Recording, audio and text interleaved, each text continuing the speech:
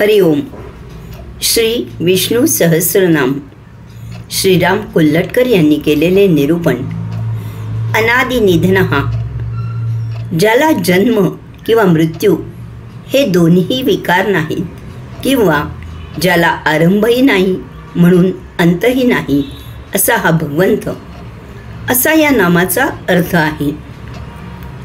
जेव्हा आपण एखादा ग्रंथ, गीता अभ्यासनासाठी हातात घेतो, तेव्हा भगवंत अज आहे या वाक्यापाशी, शब्दापाशी आपण येतो आणि बुचकळ्यात पडतो. कारण बऱ्याचशा गोष्टींचे आपण उत्पत्ती, स्थिती, लय हे चक्र पाहत असतो, आणि हे चक्र फिरवणारी, या 3 स्थितींच्या पलीकडे असणारी शाश्वत म्हणता येईल अशी शक्ती आहे वा असली पाहिजे, असा सामान्यपणे विचारच मनात येत नाही. नदी प्रवाहित होत असते तेव्हा तिच्या दोन्ही बाजूला व तळाशी न हलणारे घट्ट उभे असलेले 2 किनारे व तळ असणे, ह्या सापेक्षतेने नदी वाहते आहे असे आपण म्हणतो. जर नदीचा तळ आणि किनारे हलत असते तर नदी वाहते आहे असे म्हणताच आले नसते. हे झाले दृश्यातले उदाहरण. उन्हाळ्यात संध्याकाळच्या शीतल वाऱ्याची झुळूक तन मन सुखावून जाते, पण हा तन मन सुखावणारा वारा दाखवता येत नाही.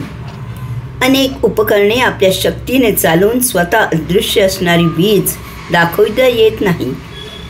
थोडक्यात त्या शक्तीची, ज्याला वेद वाङ्मयात ब्रह्म म्हणून संबोधले आहे, आपण दृश्यातील व अदृश्यातील दोन्ही रूपे पाहतो वा अनुभवतो. आपल्या ऋषीमुनींनी ध्यानाद्वारे या शक्तीचे गुणधर्म पाहिले, अनुभवले व शब्दबद्ध देखील केले.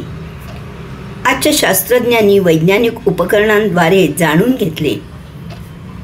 ही ब्रह्म नावाची ज्ञान ऊर्जा शाश्वत आहे. तिच्यात वाढ नाही वा घटही नाही. साहजिकच आपण असेही म्हणू शकतो की या ब्रह्मांडात एकूण आत्मे, नंबर ऑफ सोल्स यांची संख्या निश्चित आहे. त्यातही घट वा वाढ नाही.